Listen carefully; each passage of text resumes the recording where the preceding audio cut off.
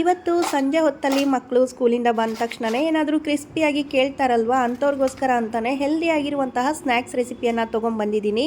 ತುಂಬ ಸಿಂಪಲ್ ಆಗಿದೆ, ಅಷ್ಟೇ ಟೇಸ್ಟಿಯಾಗಿರುತ್ತೆ, ಹಾಗೆಯೇ ಮಾಡೋದು ಕೂಡ ತುಂಬಾ ಈಸಿಯಾಗಿದೆ.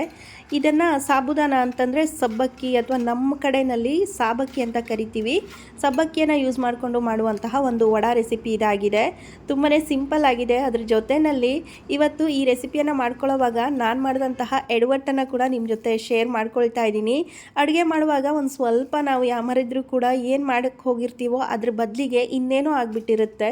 ಸೊ ಅದನ್ನು ಕೂಡ ಇವತ್ತು ನಿಮ್ಮ ಜೊತೆ ಶೇರ್ ಮಾಡ್ಕೊಳ್ತಾ ಈ ರೆಸಿಪಿಯನ್ನು ಕಂಪ್ಲೀಟ್ ಮಾಡ್ತಾ ಇದ್ದೀನಿ. ಬನ್ನಿ, ಹಂಗಿದ್ರೆ ತಡ ಮಾಡದೆ ಈ ಒಂದು ರೆಸಿಪಿಯನ್ನು ಹೇಗೆ ಮಾಡೋದು ಅನ್ನುವಂಥದ್ದನ್ನು ನೋಡ್ಕೊಳ್ಳೋಣ. ಮೊದಲಿಗೆ ಇಲ್ಲಿ 1 ಕಪ್ನಷ್ಟು ಸಬ್ಬಕ್ಕಿಯನ್ನು ತೊಗೊಂಡಿದ್ದೀನಿ. ಒಳ್ಳೆ ಕ್ವಾಲಿಟಿಯ ಸಬ್ಬಕ್ಕಿ ಆಗಿರಬೇಕು. ಇದನ್ನು ಇವಾಗ ಒಂದು ಪಾತ್ರೆಯಲ್ಲಿ ಹಾಕಿಟ್ಬಿಟ್ಟು ನೆನೆಸ್ಕೋಬೇಕು. ಅಂದರೆ ಒಂದು 3 ರಿಂದ 4 ಗಂಟೆನಾದರೂ ಇದು ಚೆನ್ನಾಗಿ ನೆನಿಬೇಕು. ಸ್ವಲ್ಪ ಗಟ್ಟಿ ಇರುತ್ತಲ್ವ ಸಬ್ಬಕ್ಕಿ, ಸೊ ನೆನೆಯೋದಕ್ಕೂ ಟೈಮ್ ತೊಗೊಳುತ್ತೆ. ಎಷ್ಟು ಚೆನ್ನಾಗಿ ನೆನೆಸ್ಕೊಳ್ತೀವೋ ಅಷ್ಟು ಸಾಫ್ಟಾಗಿ ಚೆನ್ನಾಗಿ ಬರುತ್ತೆ ವಡೆ ಕೂಡ. ಸಬ್ಬಕ್ಕಿ ಎಲ್ಲ ಮುಳುಗುವಷ್ಟು ನೀರನ್ನು ಹಾಕ್ಕೊಂಡು ಇವಾಗ ಚೆನ್ನಾಗಿ ನೆನೆಸ್ಕೋಬೇಕು. ಇದನ್ನು ಸಬ್ಬಕ್ಕಿ ಎಲ್ಲ ನೀರಿನಲ್ಲಿ ಪೂರ್ತಿಯಾಗಿ ಮುಳುಗೋ ಥರ ಈ ರೀತಿ ಒಂದು ಸಲ ಮಿಕ್ಸ್ ಮಾಡಿಕೊಂಡು ಪ್ಲೇಟನ್ನು ಮುಚ್ಚಿಟ್ಬಿಟ್ಟು ಒಂದು 3 ರಿಂದ 4 ಗಂಟೆ ಕಾಲ ಇದನ್ನು ನೆನೆಯೋದಕ್ಕೆ ಬಿಡ್ತಾ ಇದ್ದೀನಿ. ಇನ್ನೊಂದು ಕಡೆಯಲ್ಲಿ ಒಂದು ಕುಕ್ಕರ್ನ ಇಟ್ಕೊಂಡಿದ್ದೀನಿ. ಹಾಗೆ 2 ರಿಂದ 3 ಆಲೂಗಡ್ಡೆಯನ್ನು ಕೂಡ ಸೇರಿಸ್ಕೊಂಡಿದ್ದೀನಿ. ಆಲೂಗಡ್ಡೆ ಮುಳುಗುವಷ್ಟು ನೀರನ್ನು ಸೇರಿಸ್ಕೊಂಡು ಇವಾಗ ಇದನ್ನು ಒಂದು 4 ರಿಂದ 5 ವಿಷಲ್ ಕೂಗಿಸ್ಕೋಬೇಕು. ತುಂಬಾ ಸಾಫ್ಟಾಗಿ ಆಲೂಗಡ್ಡೆ ಬೇಯಬೇಕು. ಅಂತಂದರೆ ನಾವು ಸ್ಮ್ಯಾಶ್ ಮಾಡ್ಕೊಳ್ತೀವಲ್ವ, ಆವಾಗ ತುಂಬಾ ಸ್ಮೂತಾಗಿ ಪೂರ್ತಿಯಾಗಿ ಸ್ಮ್ಯಾಶ್ ಮಾಡ್ಕೊಳ್ಳೋದಕ್ಕೆ ಈಸಿ ಆಗೋ ರೀತಿಯಲ್ಲಿ ಇದನ್ನು ಬೇಯಿಸ್ಕೋಬೇಕು. ಲಿಡನ್ನು ಕ್ಲೋಸ್ ಮಾಡಿಕೊಂಡು ಒಂದು 4 ರಿಂದ 5 ವಿಷಲ್ ಇದನ್ನು ಕೂಗಿಸ್ಕೊಳ್ತಾ ಇದ್ದೀನಿ. ಇವಾಗ ಸುಮಾರು 3 ಗಂಟೆ ಕಳೆದ ನಂತರ ನೆನೆಸಿಟ್ಟಿರುವಂತಹ ಸಬ್ಬಕ್ಕಿ ನೋಡಿ ಎಷ್ಟು ಚೆನ್ನಾಗಿ ಉಬ್ಬಿ ಬಂದಿದೆ ಅಂತ.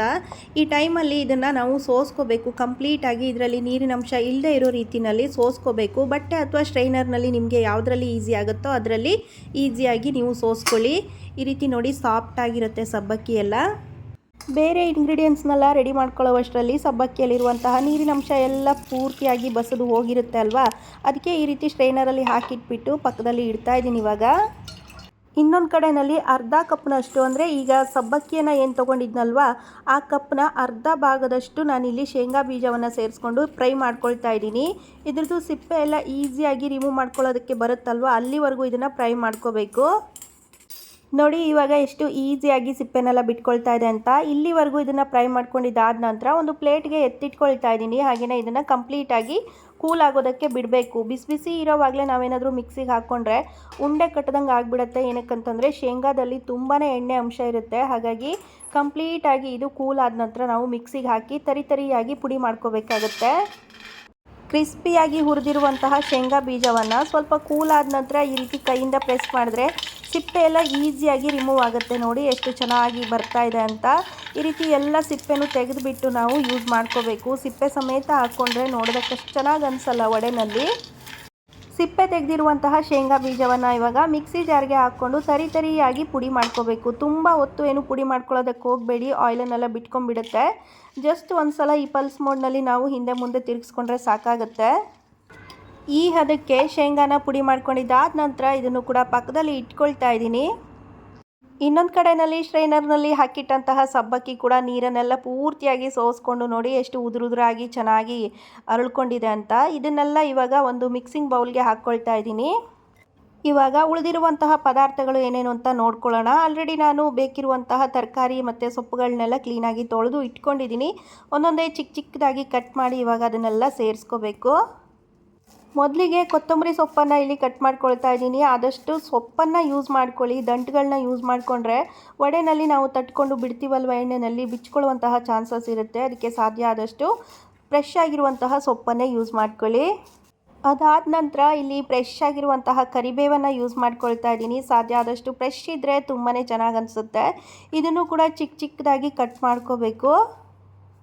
ಖಾರಕ್ಕೆ ನಾನಿಲ್ಲಿ 4 ಹಸಿಮೆಣಸಿನ್ಕಾಯಿಗಳನ್ನ ಯೂಸ್ ಮಾಡ್ಕೊಳ್ತಾ ಇದ್ದೀನಿ. ಈ ಮೆಣಸಿನ್ಕಾಯಿ ಅಷ್ಟೇನು ಖಾರ ಇಲ್ಲ, ಅದಕ್ಕೋಸ್ಕರ ಸ್ವಲ್ಪ ಜಾಸ್ತಿ ಯೂಸ್ ಮಾಡ್ಕೊಳ್ತಾ ಇದ್ದೀನಿ. ನೀವೇನಾದರೂ ಖಾರದ ಪುಡಿಯನ್ನು ಕೂಡ ಯೂಸ್ ಮಾಡ್ಕೊಳ್ಳೋ ಹಾಗಿದ್ದರೆ 2 ಬ್ಯಾಲೆನ್ಸ್ ಆಗೋ ರೀತಿಯಲ್ಲಿ ಸೇರಿಸ್ಕೊಳ್ಳಿ. ನಾನಿಲ್ಲಿ ಖಾರದ ಪುಡಿಯನ್ನು ಹಾಕ್ಕೊಳ್ತಾ ಇಲ್ಲ, ಅದಕ್ಕೋಸ್ಕರ ಹಸಿಮೆಣಸಿನ್ಕಾಯನ್ನು ಚಿಕ್ಕದಾಗಿ ಕಟ್ ಮಾಡಿ ಯೂಸ್ ಮಾಡ್ಕೊಳ್ತಾ ಇದ್ದೀನಿ. ಸಾಧ್ಯ ಆದಷ್ಟು ಚಿಕ್ಕದಾಗಿ ಕಟ್ ಮಾಡಿಕೊಡಿ. ಇಲ್ಲ ಅಂತಂದರೆ ಜಜ್ಜಿಬಿಟ್ಟು ಕೂಡ ನೀವು ಇದಕ್ಕೆ ಯೂಸ್ ಮಾಡ್ಕೋಬೋದು.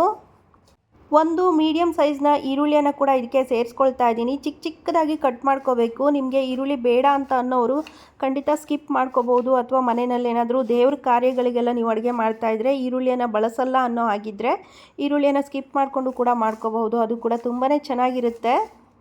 ಕೊತ್ತಂಬರಿ ಸೊಪ್ಪು, ಕರಿಬೇವು, ಹಸಿಮೆಣಸಿನ್ಕಾಯಿ ಮತ್ತು ಈರುಳ್ಳಿ ಇವನ್ನೆಲ್ಲ ಕಟ್ ಮಾಡ್ಕೊಂಡಿದ್ದಾಯ್ತಲ್ವ, ಇದನ್ನು ಇವಾಗ ಮಿಕ್ಸಿಂಗ್ ಬೌಲ್ಗೆ ಹಾಕ್ಕೊಳ್ತಾ ಇದ್ದೀನಿ. ಸಬ್ಬಕ್ಕಿ ವಡೆಗೆ ಮೇನ್ ಇಂಗ್ರೀಡಿಯೆಂಟ್ಸ್ ಅಂತಂದರೆ ಬೇಯಿಸಿರುವಂತಹ ಆಲೂಗಡ್ಡೆಯನ್ನು ಆಗಲೇ ಬೇಯಿಸಿ ಇಟ್ಕೊಂಡಿದ್ನಲ್ವ, ಅದನ್ನೆಲ್ಲ ಇವಾಗ ಸ್ಮ್ಯಾಶ್ ಮಾಡ್ಕೊಳ್ತಾ ಇದ್ದೀನಿ. ತುಂಬಾ ಸಾಫ್ಟಾಗಿ ಬೆಂದರೆ ತುಂಬಾ ಈಸಿಯಾಗಿ ಈ ರೀತಿ ನಾವು ಸ್ಮ್ಯಾಶ್ ಮಾಡ್ಕೋಬೋದು. ಆಲೂಗಡ್ಡೆನೆಲ್ಲ ಸ್ಮ್ಯಾಶ್ ಮಾಡ್ಕೊಂಡಿದ್ದಾದ ನಂತರ ಇವಾಗ ಒಂದು ಸ್ವಲ್ಪ ಶುಂಠಿಯನ್ನು ಕೂಡ ಇದಕ್ಕೆ ತುರಿದು ಸೇರಿಸ್ಕೊಳ್ತಾ ಇದ್ದೀನಿ. ನೀವು ಬೇಕಿದ್ರೆ ಚಿಕ್ಕ ಚಿಕ್ಕದಾಗಿ ಕಟ್ ಮಾಡಿಯೂ ಕೂಡ ಸೇರಿಸ್ಕೋಬೋದು, ಬಟ್ ಈ ಥರ ತುರಿದು ಹಾಕ್ಕೊಳ್ಳೋದ್ರಿಂದ ಚೆನ್ನಾಗಿ ಅನಿಸುತ್ತೆ ಟೇಸ್ಟು. ಇದು ನನ್ನ ಪರ್ಸ್ನಲ್ ಒಪಿನಿಯನ್ ಅಷ್ಟೇ. ನೀವು ಕಟ್ ಮಾಡಿಯೂ ಕೂಡ ಹಾಕ್ಕೋಬೋದು ಅಥವಾ ತುರಿದು ಕೂಡ ಹಾಕ್ಕೋಬೋದು. ಆಲೂಗಡ್ಡೆ, ತುರಿದಿರೋ ಶುಂಠಿ, ಇದ್ರ ಜೊತೆಯಲ್ಲಿ ಒಂದು 1/4 ಟೇಬಲ್ ಸ್ಪೂನ್ ಆಗುವಷ್ಟು ಇವಾಗ ಜೀರಿಗೆಯನ್ನು ಕೂಡ ಸೇರಿಸ್ಕೊಳ್ತಾ ಇದ್ದೀನಿ. ಜೀರಿಗೆ ಬಂದುಬಿಟ್ಟು ಆಪ್ಷನಲ್ ಆಗಿರುತ್ತೆ. ಆಲೂಗಡ್ಡೆಯನ್ನು ಯೂಸ್ ಮಾಡಿರೋದ್ರಿಂದ ಒಂದು ಸ್ವಲ್ಪ ಜೀರಿಗೆನ ಹಾಕ್ಕೊಂಡ್ರೆ ಡೈಜೆಷನ್ಗೂ ತುಂಬಾ ಒಳ್ಳೆಯದು ಅಂತ ಹಾಕ್ಕೊಂಡಿದ್ದೀನಿ. ನಂತರ ರುಚಿಗೆ ತಕ್ಕಷ್ಟು ಉಪ್ಪನ್ನು ಸೇರಿಸ್ಕೊಳ್ತಾ ಇದ್ದೀನಿ. ಹಾಗೆಯೇ ಸಬ್ಬಕ್ಕಿಗೂ ಕೂಡ ಉಪ್ಪನ್ನು ಹಾಕಿರಲಿಲ್ಲ, ಅದಕ್ಕೂ ಕೂಡ ಸ್ವಲ್ಪ ಉಪ್ಪನ್ನು ಸೇರಿಸ್ಕೊಳ್ತಾ ಇದ್ದೀನಿ. ಇದನ್ನೆಲ್ಲ ಮಿಕ್ಸಿಂಗ್ ಬೌಲ್ಗೆ ಸೇರಿಸ್ಕೊಂಡು ಇವಾಗ ಚೆನ್ನಾಗಿ ಮಿಕ್ಸ್ ಮಾಡ್ಕೋಬೇಕು. ಕೊನೆಯಲ್ಲಿ ಒಂದು 1/4 ಟೇಬಲ್ ಸ್ಪೂನ್ ಆಗುವಷ್ಟು ಸಕ್ಕರೆಯನ್ನು ಸೇರಿಸ್ಕೊಳ್ಳೋದ್ರಿಂದ ಸಬ್ಬಕ್ಕಿ ವಡೆ ಏನಿರುತ್ತಲ್ವ ಅದರದ್ದು ಕಲರ್ ತುಂಬಾ ಚೆನ್ನಾಗಿ ಬರುತ್ತೆ. ಬೇಡ ಅಂತನವರು ಸ್ಕಿಪ್ ಮಾಡ್ಕೋಬೋದು. ಇವಾಗ ಇದನ್ನೆಲ್ಲ ಚೆನ್ನಾಗಿ ಮಿಕ್ಸ್ ಮಾಡ್ಕೋಬೇಕು. ತುಂಬ ಪ್ರೆಷರ್ನ ಕೊಟ್ಟು ಏನು ಒತ್ತಿ ಇದನ್ನು ಮಿಕ್ಸ್ ಮಾಡ್ಕೊಳ್ಳೋ ಅವಶ್ಯಕತೆ ಇರಲ್ಲ. ತುಂಬಾ ಸಾಫ್ಟ್ ಇರುತ್ತಲ್ವ ಸಬ್ಬಕ್ಕಿ, ಹಾಗಾಗಿ ಮೇಲಿಂದ ಮೇಲೆ ಇದನ್ನು ಚೆನ್ನಾಗಿ ಮಿಕ್ಸ್ ಮಾಡ್ಕೋಬೇಕಾಗತ್ತೆ. ನೀರನ್ನೇನು ಹಾಕ್ಕೊಳಕ್ಕೆ ಹೋಗಬೇಡಿ, ಏನಕ್ಕೆ ಅಂದರೆ ಆಲೂಗಡ್ಡೆ ಮತ್ತು ಸಬ್ಬಕ್ಕಿ ಎಲ್ಲನೂ ಚೆನ್ನಾಗಿ ನೆಂದು ಬೆಂದಿರುತ್ತಲ್ವ, ಹಾಗಾಗಿ ಜಾಸ್ತಿ ನೀರಿನ ಅವಶ್ಯಕತೆ ಇರಲ್ಲ. ಕೊನೆಯಲ್ಲಿ ನಾನು ಇಲ್ಲಿ ಪುಡಿ ಮಾಡಿಟ್ಕೊಂಡಂತಹ ಶೇಂಗಾ ಪುಡಿ ಇತ್ತಲ್ವ ಅದನ್ನು ಹಾಕೋದನ್ನು ಮರ್ತಿದ್ದೆ. ಅದನ್ನು ಕೂಡ ಇವಾಗ ಸೇರಿಸ್ಕೊಂಡು ಚೆನ್ನಾಗಿ ಮಿಕ್ಸ್ ಮಾಡ್ಕೊಳ್ತಾ ಇದ್ದೀನಿ. ಹುಳಿಯನ್ನು ಇಷ್ಟಪಡೋಂಥವ್ರಾಗಿದ್ದರೆ ಒಂದು ಸ್ವಲ್ಪ ನಿಂಬೆ ಹುಳಿಯನ್ನು ಕೂಡ ಇದಕ್ಕೆ ಸೇರಿಸ್ಕೋಬೋದು, ಬಟ್ ನನಗಿಲ್ಲಿ ನಿಂಬೆ ಹುಳಿ ಬೇಡ ಅಂತ ಅನ್ನಿಸ್ತು, ಅದಕ್ಕೋಸ್ಕರ ನಾನು ಹಾಕ್ಕೊಂಡಿಲ್ಲ. ಈ ಥರ ಮಿಕ್ಸ್ ಮಾಡ್ತಾ ನೋಡಿ ಹೀಗೆ ಉಂಡೆ ಕಟ್ಟೋದಕ್ಕೆ ಬರಬೇಕು. ಸಬ್ಬಕ್ಕಿ ವಡೆಯನ್ನು ತಟ್ಕೊಳ್ಳೋದಕ್ಕೆ ಈಸಿ ಆಗೋ ರೀತಿಯಲ್ಲಿ ಈ ರೀತಿ ಉಂಡೆ ಕಟ್ಕೊಳ್ಳೋದಕ್ಕೆ ಬರುತ್ತಲ್ವ, ಅಲ್ಲಿವರೆಗೂ ನಾವು ಇದನ್ನು ಚೆನ್ನಾಗಿ ಮಿಕ್ಸ್ ಮಾಡ್ಕೋಬೇಕಾಗತ್ತೆ. ಇವಾಗ ಒಂದು ಪ್ಲೇಟೋ ಅಥವಾ ಯಾವುದಾದ್ರೂ ಒಂದು ಬಟರ್ ಪೇಪರೋ ಆಯಿಲ್ ಪೇಪರೋ ಇತ್ತು ಅಂತಂದರೆ ಅದ್ರ ಮೇಲೆ ಈ ಥರ ಉಂಡೆಗಳನ್ನೆಲ್ಲ ಕಟ್ಟಿ ಇಟ್ಕೊಂಬಿಡಿ. ತುಂಬ ಈಸಿ ಆಗುತ್ತೆ. ಒಂದೊಂದೇ ಉಂಡೆಗಳನ್ನ ಎತ್ತಿ ನಾವು ಹೇಗೆ ಬೇಕೋ ಹಾಗೆ ಶೇಪ್ ಕೊಟ್ಟು ಎಣ್ಣೆಯಲ್ಲಿ ಕರ್ಕೊಳ್ಳೋದಕ್ಕೆ. ನನ್ನ ಹತ್ರ ಇಲ್ಲಿ ಒಬ್ಬಟ್ಟು ಪೇಪರ್ ಇತ್ತು, ಅದನ್ನೇ ಯೂಸ್ ಮಾಡ್ಕೊಂಡಿದ್ದೀನಿ. ನಿಮ್ಮ ಹತ್ರ ಏನಿರುತ್ತೋ ಅದರಲ್ಲಿ ನೀವು ಯೂಸ್ ಮಾಡ್ಕೋಬೋದು. ಉಂಡೆ ಕಟ್ಕೊಳ್ಳೋವಾಗ ಏನಾದರೂ ಕೈಗೆ ಅಂಟ್ಕೊಳ್ತಾ ಇದೆ ಅಂತ ಅನ್ನಿಸಿದ್ರೆ ಒಂದು ಸ್ವಲ್ಪ ನೀರಲ್ಲಿ ಕೈಯನ್ನು ಡಿಪ್ ಮಾಡಿಬಿಟ್ಟು ಈ ರೀತಿ ಈಸಿಯಾಗಿ ಉಂಡೆಯನ್ನು ಕಟ್ಕೋಬೋದು. ಉಂಡೆಗಳನ್ನೆಲ್ಲ ಕಟ್ಕೊಂಡಿದ್ದಾಯಿತು. ಇನ್ನೊಂದು ಕಡೆಯಲ್ಲಿ ಎಣ್ಣೆನ ಕೂಡ ಕಾಯೋದಕ್ಕೆ ಇಟ್ಕೊಂಡಿದ್ದೆ. ಎಣ್ಣೆ ಕೂಡ ಕಾದಿದೆ. ಮೇನ್ ಅಂತಂದರೆ ಈ ಸಬ್ಬಕ್ಕಿ ವಡೆಯನ್ನು ನಾವು ಎಣ್ಣೆಯಲ್ಲಿ ಕರ್ಕೊಳ್ಳೋವಾಗ ತುಂಬಾ ಎಣ್ಣೆ ಕಾದಿರಬೇಕು. ಲೋ ಫ್ಲೇಮ್ನಲ್ಲಿ ಇದನ್ನು ಮಾಡ್ಕೊಳ್ಳೋದಕ್ಕಾಗಲ್ಲ, ಒಂದಕ್ಕೊಂದು ಅಂಟ್ಕೊಂಡ್ಬಿಡುತ್ತೆ. ಸೊ ಮೀಡಿಯಮ್ ಟು ಹೈ ಫ್ಲೇಮ್ನಲ್ಲಿ ನಾವು ಹೆಚ್ಚು ಕಡಿಮೆ ಮಾಡ್ಕೊಳ್ತಾ ಇದನ್ನು ಬೇಯಿಸ್ಕೋಬೇಕಾಗತ್ತೆ. ಕಟ್ಟಿಟ್ಕೊಂಡಿರುವಂತಹ ಉಂಡೆಗಳನ್ನ ಇವಾಗ ಒಂದೊಂದನ್ನೇ ತೊಗೊಂಡು ಬಟರ್ ಪೇಪರಲ್ಲಿ ಈ ರೀತಿ ತಟ್ಟಿಬಿಟ್ಟು, ಅಂದರೆ ಯಾವ ಸೈಜ್ ಬೇಕೋ ಆ ಸೈಜಲ್ಲಿ, ತೀರಾ ದೊಡ್ಡದಾಗಿ ಮಾಡ್ಕೊಳ್ಳೋದಕ್ಕೆ ಹೋಗಬೇಡಿ, ಬೇಯೋದಕ್ಕೆ ತುಂಬಾ ಟೈಮ್ ತೊಗೊಳುತ್ತೆ. ಅದಕ್ಕೋಸ್ಕರ ನೋಡಿ ಎಷ್ಟು ಈಸಿಯಾಗಿ ಬರುತ್ತೆ ಅಂತ. ಈ ರೀತಿ ತಟ್ಟಿಬಿಟ್ಟು ನಾವು ಕಾದಿರೋ ಎಣ್ಣೆಯಲ್ಲಿ ಇವಾಗ ಒಂದೊಂದನ್ನೇ ಕರೆದು ತೊಗೋಬೇಕಾಗತ್ತೆ. ಹೀಗೆ ಒಂದು 7ರಿಂದ 8 ಉಂಡೆಗಳನ್ನ ತಟ್ಟಿಬಿಟ್ಟು ಎಣ್ಣೆಯಲ್ಲಿ ಕರಿಯೋದಕ್ಕೆ ಹಾಕ್ಕೊಂಡಿದ್ದೆ. ಆ ಟೈಮಲ್ಲಿ ನನಗೊಂದು ಫೋನ್ ಕಾಲ್ ಬಂತು. ಸೊ ಅಟೆಂಡ್ ಮಾಡೋಣ ಅಂತ ಹೋಗಿದ್ದೆ. ಅದೇನಾಯಿತು ಅಂತಂದರೆ ನಾನು ಫೋನ್ ಕಾಲಲ್ಲಿ ಅಟೆಂಡ್ ಮಾಡ್ಕೊಂಡು ಬರೋವಷ್ಟರಲ್ಲಿ ಒಂದು ಎಡವಟ್ಟು ಆಗಿಬಿಟ್ಟಿತ್ತು. ಸೊ ನಾನು ಹಾಕಿರೋಂಥ ವಡೆಗಳೆಲ್ಲ ಒಂದಕ್ಕೊಂದು ಮೆತ್ಕೊಂಡ್ಬಿಟ್ಟು ಫುಲ್ ಗಜಿಬಿಜಿ ಆಗಿಬಿಟ್ಟಿತ್ತು. ನನಗಂತೂ ಸಖತ್ ಬೇಜಾರಾಗ್ಬಿಡ್ತು. ಇಷ್ಟೊಂದು ಇಂಗ್ರೀಡಿಯೆಂಟ್ಸ್ನೆಲ್ಲ ಹಾಕಿಬಿಟ್ಟು ಟೈಮ್ ಕೊಟ್ಬಿಟ್ಟು ಮಾಡ್ತಾಯಿದ್ನಲ್ವ. ಸೊ ಸ್ವಲ್ಪ ಕೋಪನೂ ಬಂತು ನನ್ನ ಮೇಲೆ ನನಗೇನೆ. ಆಗಿದ್ದ ಎಡವಟ್ಟು ಏನೂ ಇಲ್ಲ. ಇಲ್ಲಿ ನೋಡಿ ಉರಿ ಇಷ್ಟು ಚೆನ್ನಾಗಿ ಇತ್ತಲ್ವಾ, ಎಣ್ಣೆ ಕೂಡ ತುಂಬಾ ಚೆನ್ನಾಗಿ ಕಾದಿತ್ತು. ಫೋನ್ ಕಾಲಲ್ಲಿ ಮಾತಾಡ್ತಾ ಸ್ವಲ್ಪ ಕಿಚನಿಂದ ಔಟ್ಸೈಡ್ ಹೋಗಿದ್ದೆ. ಸೊ ಅದು ನೋಡಿದ್ರೆ ಅಲ್ಲಿ ಜೋರಾಗಿ ಗಾಳಿ ಬೀಸ್ತಾ ಇತ್ತು. ವಿಂಡೋ ಸೈಡಿಂದ ಗಾಳಿ ಎಲ್ಲ ಬಂದುಬಿಟ್ಟು ಸ್ಟವ್ ಆಫ್ ಆಗಿಬಿಟ್ಟಿದೆ. ಸೊ ಅದು ಏನಾಗಿದೆ, ಎಣ್ಣೆ ಕೂಡ ಕಾದಿತ್ತಲ್ವ, ಅದರಲ್ಲಿ ಸ್ವಲ್ಪ ಕ್ರಿಸ್ಪಿ ಆಗಿದೆ ಬಿಟ್ಟರೆ ಒಂದಕ್ಕೊಂದು ಮೆತ್ಕೊಂಡ್ಬಿಟ್ಟು ಫುಲ್ ಇದಾಗಿಬಿಟ್ಟಿತ್ತು. ಅಂದರೆ ಎಣ್ಣೆನೆಲ್ಲ ಹೀರ್ಕೊಂಡು ಅದನ್ನು ತಿನ್ನೋದಕ್ಕೆ ಬರದೇ ಇರೋ ರೀತಿನಲ್ಲಿ ಇದಾಗಿಬಿಟ್ಟಿತ್ತು. ಸೊ ಮತ್ತೆ ಬೇರೆ ಬಾಣಲಿನ ಇಟ್ಕೊಂಡು ಇವಾಗ ಮತ್ತೆ ಮಾಡ್ತಾಯಿದ್ದೀನಿ. ಈ ಥರದ್ದೆಲ್ಲ ಎಡವಟ್ಟು ಆಗ್ತಾನೆ ಇರುತ್ತೆ ಸಮ್ಟೈಮ್ಸ್ ನಾವು ಕೇರ್ಲೆಸ್ ಆದಾಗ. ಸೊ ನಾನಿಲ್ಲಿ ಸ್ವಲ್ಪ ಯಾಮಾರಿಬಿಟ್ಟೆ, ಬಟ್ ಏನು ಮಾಡೋಕ್ಕಾಗಲ್ಲ. ಮತ್ತೆ ನೆಕ್ಸ್ಟ್ ಬ್ಯಾಚಲ್ಲಿ ಮಾಡಿದಂತಹ ವಡೆಗಳೆಲ್ಲ ತುಂಬಾ ಚೆನ್ನಾಗಿ ಬಂತು. ನೀವು ಕೂಡ ಈ ರೀತಿ ಮಾಡ್ಕೊಳ್ಳೋದಕ್ಕೆ ಹೋಗಬೇಡಿ. ಒಲೆ ಮೇಲೆ ಏನಾದರೂ ಇಟ್ಟಿದ್ರೆ ನೆನಪಿನಲ್ಲಿ ಇಟ್ಕೊಂಡು ಅದನ್ನು ಕಂಪ್ಲೀಟ್ ಮಾಡಿಬಿಟ್ಟೆ ಬೇರೆ ಏನಾದರೂ ಕೆಲಸಗಳಿದ್ರೆ ಮಾಡ್ಕೊಳ್ಳಿ.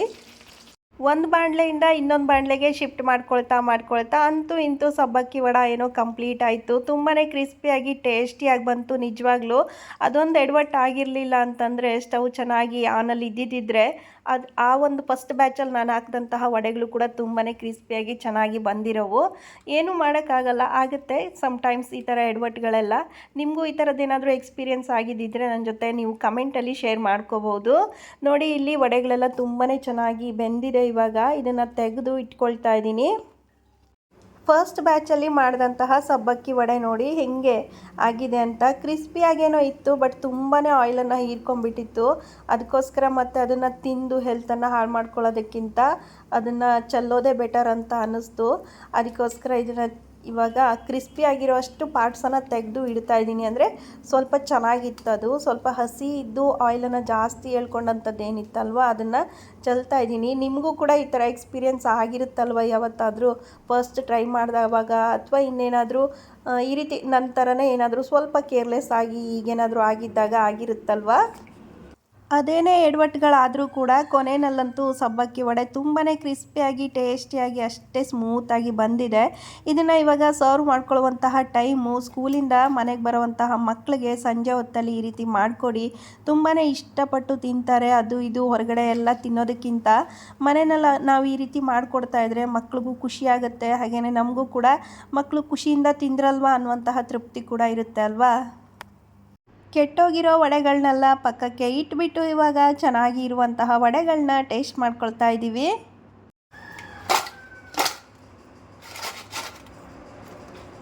ನೋಡಿದ್ರಲ್ವಾ ಸಬ್ಬಕ್ಕಿ ವಡ ಎಷ್ಟು ಕ್ರಿಸ್ಪಿಯಾಗಿ ಬಂದಿದೆ ಅಂತ. ಹಾಗೆಯೇ ನೋಡೋದಕ್ಕೂ ಕೂಡ ಅಷ್ಟೇ ಚೆನ್ನಾಗಿ ಕಾಣಿಸ್ತಾ ಇದೆ ಅಲ್ವಾ. ನಿಮಗೂ ಕೂಡ ತಿನ್ನಬೇಕು ಅಂತ ಆಸೆ ಆಗ್ತಾ ಇರುತ್ತೆ. ಮತ್ತ್ಯಾಕೆ ತಡ ಮಾಡ್ತೀರಾ, ಹೋಗಿ ಮನೆಯಲ್ಲಿ ಇರುವಂತಹ ಇಂಗ್ರೀಡಿಯೆಂಟ್ಸನ್ನೇ ಹಾಕ್ಕೊಂಡು ಕ್ರಿಸ್ಪಿಯಾಗಿರುವಂತಹ ಈ ಸಬ್ಬಕ್ಕಿ ವಡವನ್ನು ಟ್ರೈ ಮಾಡಿ ಹೇಗಿತ್ತು ಅನ್ನುವಂಥದ್ದನ್ನು ಕಮೆಂಟ್ ಮೂಲಕ ತಿಳಿಸಿ. ಹಾಗೆಯೇ ಹೊಸದಾಗಿ ಯಾರಾದರೂ ವಿಡಿಯೋವನ್ನು ನೋಡ್ತಾ ಇದ್ದರೆ ಚಾನೆಲನ್ನು ಸಬ್ಸ್ಕ್ರೈಬ್ ಮಾಡ್ಕೊಳ್ಳಿ. ಫೇಸ್ಬುಕ್ಕಲ್ಲಿ ನೋಡ್ತಾ ಇರುವಂಥವರು ಪೇಜನ್ನು ಫಾಲೋ ಮಾಡಿ. ಮತ್ತು ರಿಕ್ವೆಸ್ಟ್ ಏನಪ್ಪ ಅಂತಂದರೆ ನಿಮ್ಮ ಅನಿಸಿಕೆ ಅಭಿಪ್ರಾಯ ಏನೇ ಇದ್ದರೂ ಕೂಡ ನನಗೆ ಕಮೆಂಟ್ ಮೂಲಕ ತಿಳಿಸಿ. ಮತ್ತೊಂದು ರೆಸಿಪಿ ಜೊತೆಗೆ ಸಿಗ್ತೀನಿ. Take care and by.